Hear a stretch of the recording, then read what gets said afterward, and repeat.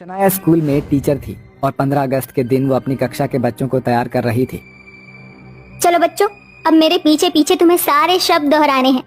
मेरा मुल्क, मेरा देश, मेरा ये वतन, शांति का, उन्नति का, प्यार का चमन। मेरा मुल्क, मेरा देश, मेरा ये वतन, शांति का, उन्नति का, प्यार का चमन। अरे वाह बच्चों, तुम सब आज बहुत अच्छे से बोल रहे हो। अब थोड़ी देर बाद आगे की लाइन याद करेंगे। इतनी देर में तुम सभी अपना लंच कर लो।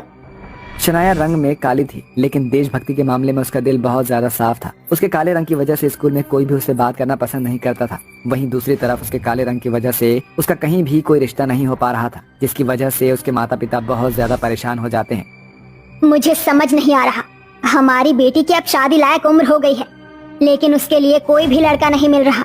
कोई उससे शादी करना ही नहीं चाहता। अरे भाग्यवान, मैं भी गोरा, तू भी गोरी, फिर ये काली बेटी पैदा कहाँ से हुई? देख, सच सच बता, तू कहाँ मुंह काला करके आई थी?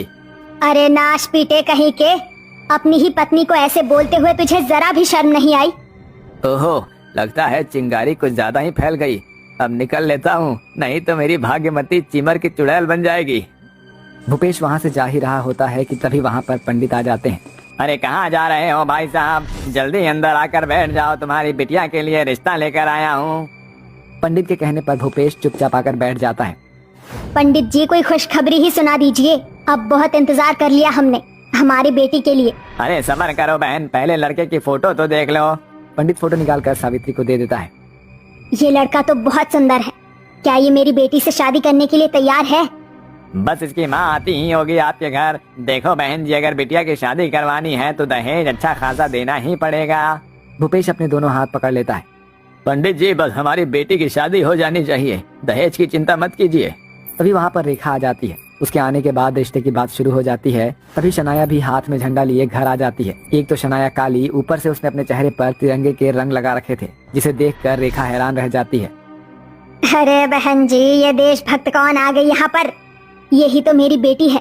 आओ बेटी, अपनी होने वाली सास के पैर तो छू लो। शनाया रेखा के पैर छू रही होती है कि तभी रेखा का एक अजीब समूह बन जाता है। बस बस, बैठ जाओ तुम वहाँ अपनी माँ के पास। रेखा के कहने पर शनाया चुपचाप अपनी माँ के पास आकर बैठ जाती है। तभी पंडित रेखा के कान में कहता है, अरे बहन जी, काली जरूर है लेकिन लड़की में टैलेंट बहुत है। और सबसे जरूरी बात तो ये है कि दहेज खूब सारा मिलेगा, झोली भी बंद नहीं होगी, इतना दहेज मिलेगा। दहेज के लालच में आकर रेखा रिश्ते के लिए हाँ कर देती है, जिसके बाद कुछ ही दिनों में शनाया की शादी वरुण से हो जाती है और वो शादी करके वरुण के साथ अपने ससुराल आ जाती है, जहाँ रेखा उसका गृह प्रवेश करती है। अरे तुमने इतना लंबा घूंघट क्यों किया हुआ है? अब इसे हटा लो, तुम अपने ससुराल में आ गई हो। रेखा के कहते ही जब शनाया अपना घूंघट ऊपर करती है तो उसके चेहरे पर फिर से तिरंगे का रंग लगा होता है, जिसे देखते ही शनाया की जेठानी, जो कि बहुत ही गोरी और मॉडल होती है, वो जोर जोर से हंसने लगती है। ओ गॉड, ये देशभक्त इस घर में कहाँ से आ गई? अरे ये क्या बहू, जब शादी से पहले तुझे देखने आई थी तब भी तूने यही अपने चेहरे पर लगा रखा था, और अब भी तूने ये तिरंगे के रंग अपने चेहरे पर लगा रखे हैं। ओ गॉड, ये कल्लू मैया देशभक्त है। भगवान, सासू माँ किस नमूने को ले आई हो आप? बस करो बड़ी बहू, बहुत मजाक उड़ा लिया तुमने।